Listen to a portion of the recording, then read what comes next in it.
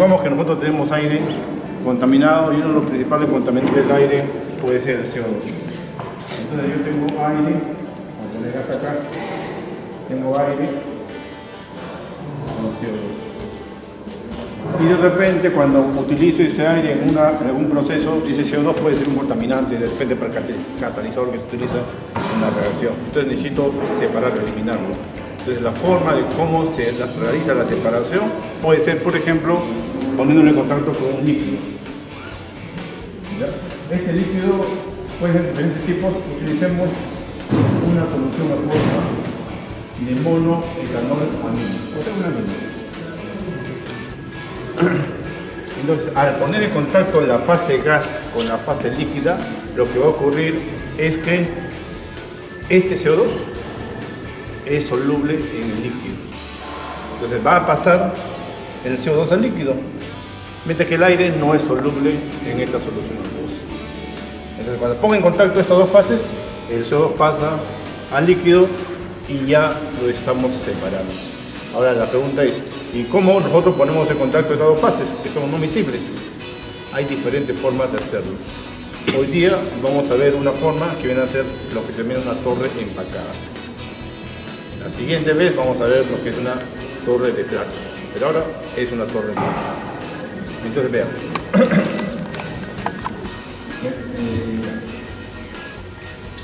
Ahí tenemos nuestra torre, parecida a lo que tienen ahí, más grande.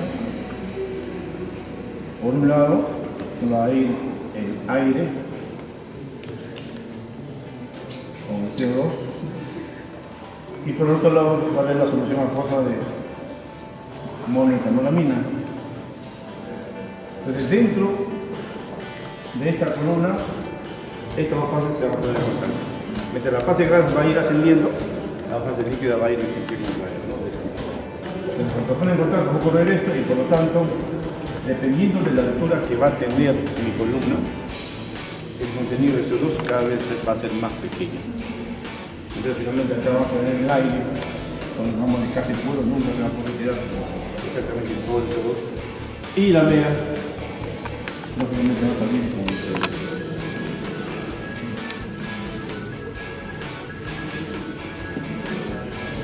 Esa sería la operación principal y ya tengo yo mi aire.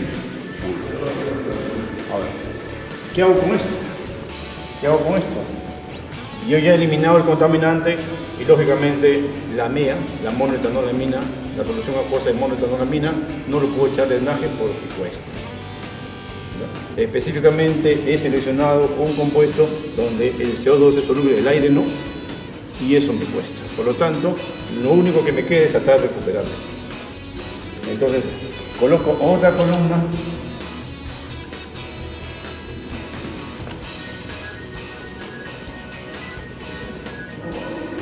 Que va a ser la operación inversa.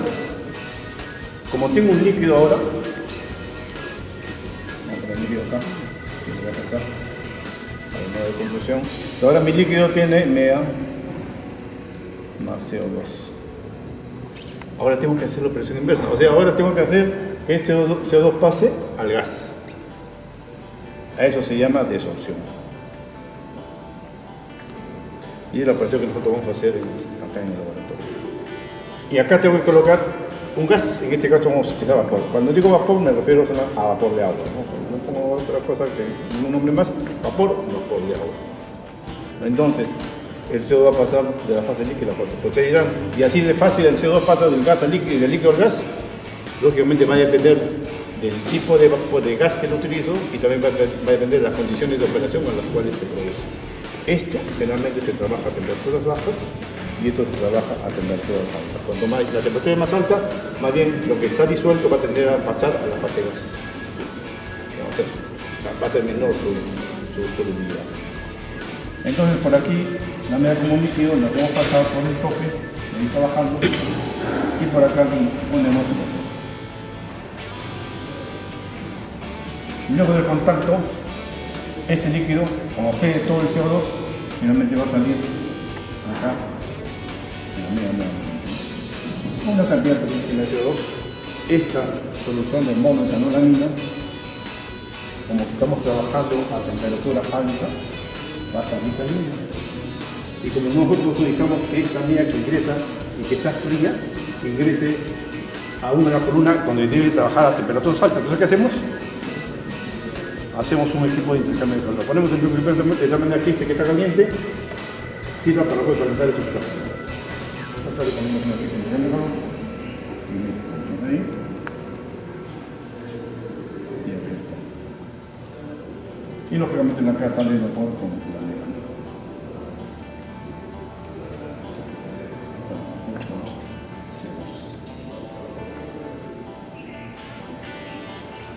Entonces nosotros vamos a hacer una operación de absorción. Tras el ejemplo, ¿no? En todo equipo de absorción, generalmente se trabaja a nivel de tren. Cuando hablo de tren, hablo de absorción y desorción. ¿Sí? Ahí está mi equipo de columna.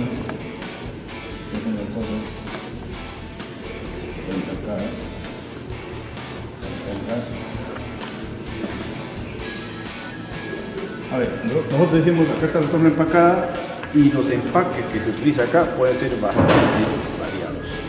¿Ya? Hay empaques de anillos Rashid como los que vamos a trabajar, hay empaques que se parecen a esta montura de caballo, montura verde, dicen, o montura tinta. Y hay diferentes también bastante especiales. Pero trabajemos con un anillo Rashid. Un anillo Rashid es un anillo cuyo diámetro es igual que su altura. Porque tengo otro anillo colocado al azar y por acá tengo otro anillo y estos están dentro del empate. Entonces lo que quiero explicarles a ustedes es cómo se realiza el contacto del gas con el líquido en el empaque. Entonces viene el líquido y lo que hace el líquido es tratar de formar una película líquida sobre la superficie. Queda un empaque y lógicamente también sobre la superficie interna. ¿Sí? Entonces, ustedes ven, hay un empaque digamos, relleno al azar y en la superficie externa e interna del empaque se forma el líquido que está cayendo. El gas, por otro lado, el gas está ascendiendo y lo que no es ocupado por el empaque y lo que no es ocupado por la película de líquido es ocupado por el gas. Por lo tanto, por ejemplo, en este punto de acá, en este punto de acá, en este punto de acá, tenemos el contacto del gas con el líquido. Entonces, ustedes agarran esto de acá, que no sé, acá, ¿no? Está mi pared del empaque, acá se encuentra el líquido y acá se encuentra el gas. Ese contacto que yo les decía del gas con el líquido, ahí se está produciendo, acá se está produciendo. Conforme el líquido, el gas está ascendiendo, el líquido está ascendiendo, están realizando transferencia de masa en cada una de estas interfaces líquido-gas. ¿Se entiende, no? Entonces, ¿qué significa? Que depende bastante del área que ofrece el anillo para la transferencia de masa. Cuando más área ofrece, mayor va a ser la transferencia de masa. Si yo le coloco un anillo de 1 pulgada y le coloco un anillo de media pulgada, a ver cómo están ustedes en la estructura mental, ¿dónde tengo mayor, para un mismo tamaño de columna, dónde tengo mayor área de transferencia? O área interfacial. ¿En 1 o en media pulgada? Estamos en medio. Y cuando más pequeño, es mejor, pero cuando más pequeño, ¿qué va a suceder? O sea, yo puedo decir, sí, cuanto más pequeño, un cuarto, un octavo, un 16avo, tanto mejor. ¿Cuál es la dificultad de tener anillos más pequeños? Se quiebra. ¿Cuál? Se quiebra. ¿Se quiebra? Hay otra gran dificultad que es importante para el diseño también en este tipo de columnas, es que el gas que va a pasar, va a tener menos espacio vacío por donde pasar y por lo tanto la caída de presión que se va a tener acá va a ser bastante alta y la caída de presión se cuesta, porque ¿quién impulsa el gas? Dijimos ya la vez pasada, ¿no? ¿Qué cosa impulsa? ¿Quién hace que el gas pase a través de la columna? Compresor. Un compresor. Bueno, dependiendo de la presión que necesita vencer. La presión que necesita vencer acá no es tan alta. Por lo tanto, ¿qué nombre recibe? Extractor o soplador, dependiendo de dónde lo ubique, ¿no? Si acá ubico mi equipo, se llama extractor. Y si acá ubico el equipo, ¿cómo se llama? Soplador. Así es. A ver cómo estamos atendiendo. Entonces ahí tenemos nuestra columna.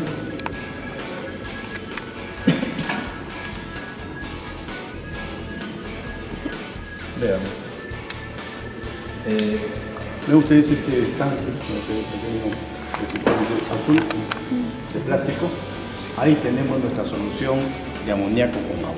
Entonces nosotros vamos a trabajar con qué sistema. Tenemos acá aire como gas y acá tenemos como líquido, tenemos agua con una cantidad de amoníaco.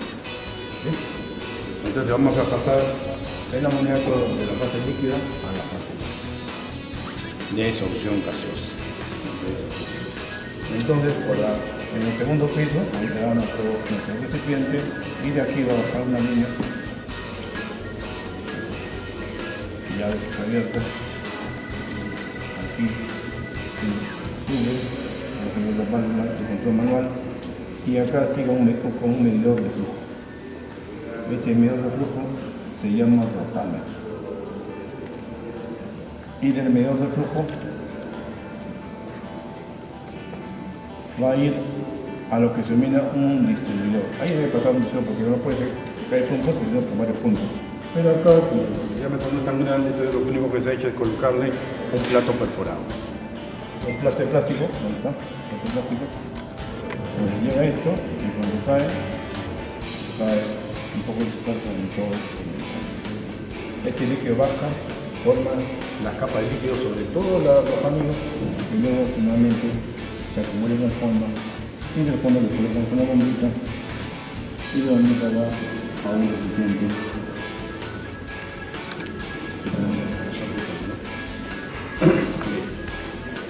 Eso es agua con amoníaco.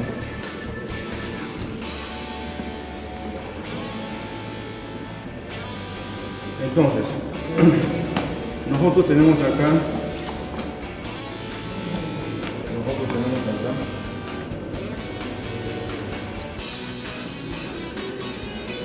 un compresor.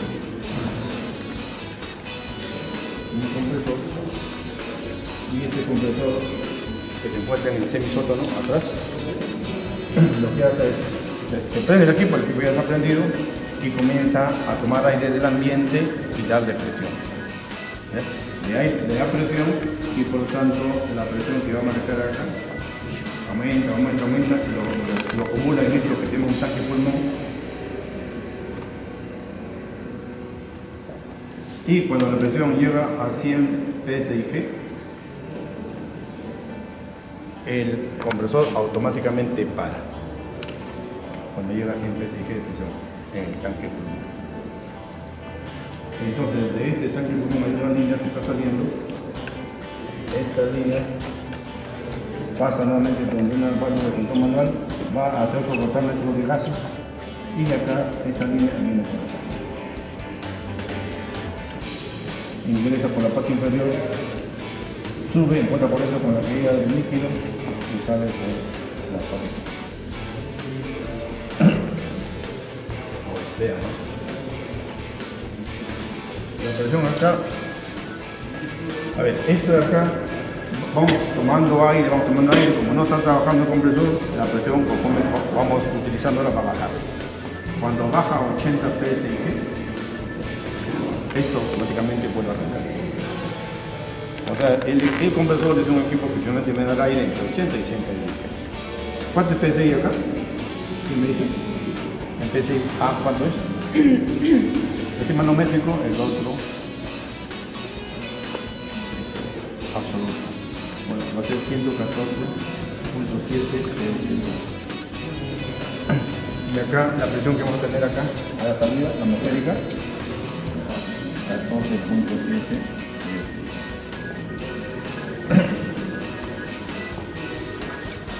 Y esto sería por 94.7.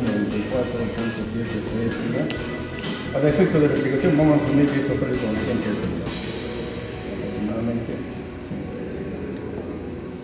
Entonces vean, ustedes dirán, pero yo ha mencionado que esto debe ser un soplador o un extractor y acá estamos hablando de compresor. Entonces vean la situación. Entonces, si yo trabajo de esta manera, con una presión aproximadamente en promedio de 100 psi, y acá debe salir a 14.7, significa que en su recorrido el gas tiene que tener obligadamente esa caída de presión. Porque esto está fijo y también esto está fijo. Entonces esa diferencia de casi 85 PSI, ¿cuántas atmósferas son? Evidencia 14.785. ¿Cuántos salen? 6 atmósferas. Vean, esas 6 atmósferas tienen que caer, o sea, tienen que perderse en este recorrido de acá. Y mi pregunta es, ¿y cómo hace que el gas tenga esa caída de presión tan alta? ¿Cómo logramos que tenga, cómo hace el sistema para que tenga esa caída de presión tan alta? Porque definitivamente eso va a suceder. ¿Qué hace el sistema? Aumenta su flujo. Cuando más aumenta el flujo de gas acá, mayor caída de presión. Entonces el flujo va a ser tan alto que si trabajo en estas condiciones, prácticamente, y si por acá hay conexiones, uniones, digamos, metálicas con manguera, se destapan. Si estuvieran bien unidas, si fuera una manguera flexible, como un globo se infla. Y si esto fuera unión metálica, viene por acá con tanta velocidad que me arrastra todos los impactos. Entonces, este compresor tiene una presión demasiado alta para poder trabajar en esas condiciones. Un poquito que lo que estamos diciendo, pero creo que debería hacerse un extractor o un soplador, digamos, para este tipo de equipos. El problema es de que este tanque pulmón, pues no solamente alimenta a este, alimenta a varios equipos. Entonces no puedo tener uno específico para cada equipo. Entonces, ¿cuál es la solución que se le da a ese caso? Se le coloca acá una válvula reductora de presión. Una válvula reductora de presión. ¿Ustedes han visto una válvula reductora de presión? Lo han visto, pero no se han dado cuenta. En los balones de gas. ¿Ustedes han escuchado que en los balones de gas el gas se encuentra en forma líquida? Sí. ¿Y por qué está en forma líquida? Porque la presión dentro del gas es bien alta. Pero cuando ustedes abren la válvula, el gas sale bien suavecito. El gas no sale líquido. ¿Por qué? Porque a la salida tiene una válvula reductora de presión. Entonces, a la salida del tanque, del balón, que tiene ahí, entonces acá hay una válvula reductora de presión, entonces antes de la válvula la presión es alta y después de la válvula la presión es baja. Entonces acá le ponemos igual. Antes de acá la presión es alta, y de acá la presión se baja para poder trabajar. Con eso evitamos el uso del soplador para un caso específico y tenemos un tanque pulmón que lógicamente va a alimentar a varios equipos, ¿no? Algunos dirán, pero entonces ¿por qué no le ponemos acá uno que tenga menor presión? Pues si tengo menor presión y quiero buena cantidad de gas, voy a tener que tener un tanque que puede tener un volumen tremendo, ¿no? Para poder justificar el tener esa cantidad. Bien. Entonces eso es más o menos lo que nosotros tenemos acá en el equipo, por si acaso. Entonces ya tenemos nuestros flujos de gas y de líquido. A ver, ¿por qué es importante mantener el nivel en los fondos de la columna? Si el nivel fuera demasiado alto, ¿qué va a pasar? Llega por acá, hasta por encima del empaque. Esa parte que está sumergida no va a poder realizar una transferencia de masa porque no va a haber gas. Entonces no puede estar ahí por encima. Ahora, si va demasiado bajo, si desaparece el nivel y cae por acá, el gas que está ingresando también va a salir por acá y no sale por arriba. Ahora, si es el nivel demasiado bajo, ¿qué va a pasar? Existe el nivel, pero bien bajito, ¿qué va a pasar? Y esta es una bomba centrífuga, ¿qué va a pasar? Hay un problema de cavitación y tiene que ver con el NPSH de toda bomba. Entonces, ese problema de cavitación, cuando el nivel es más pequeño, se manifiesta. Entonces necesitamos un nivel mínimo para poder trabajar tranquilamente. Por eso que es importante en cualquier columna, tanto de destilación como de absorción, tener un controlador de nivel en el fondo. Es lo que vamos a ver, ¿eh? Un controlador de nivel en el fondo.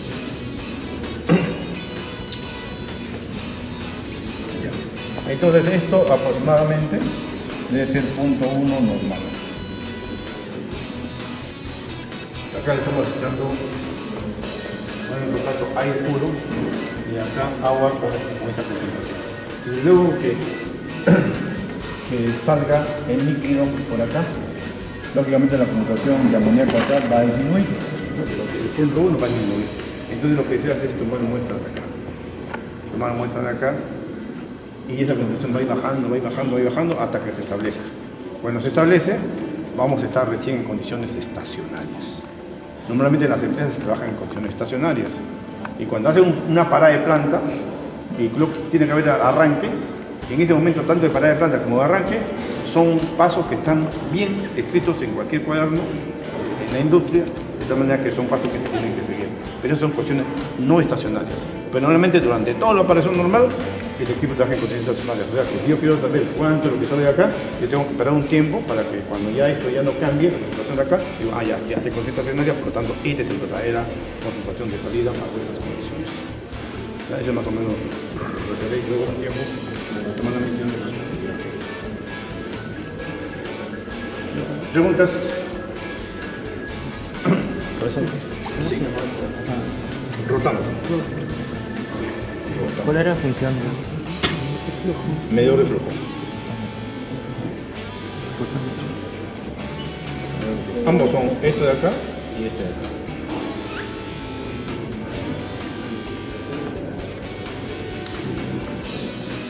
¿Podría volver a explicar por favor las condiciones estacionarias?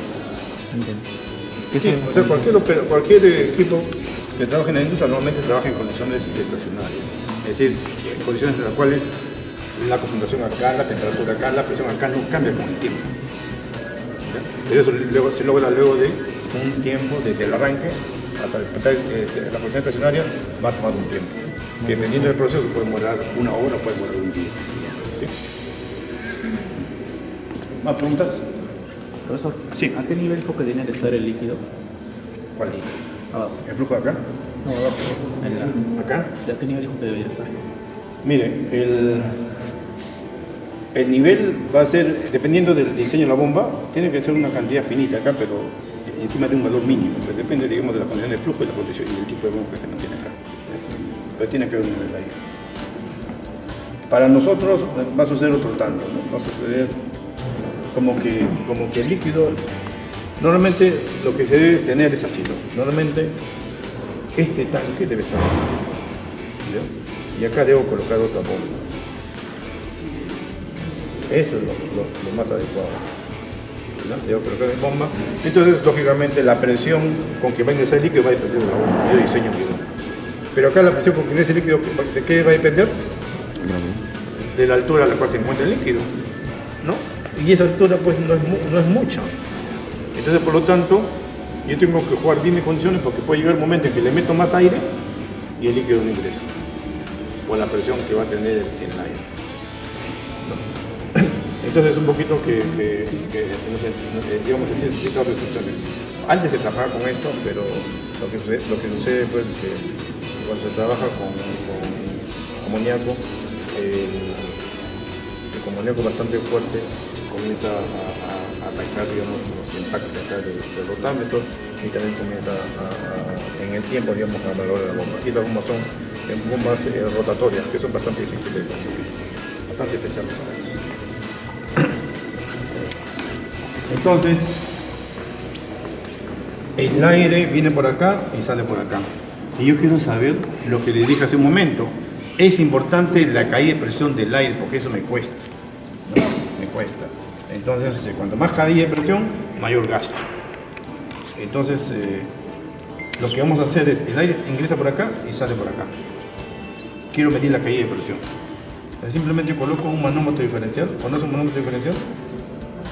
Le pongo simplemente agua, como líquido manométrico. Una parte de esto lo coloco acá. Y la otra parte lo coloco acá.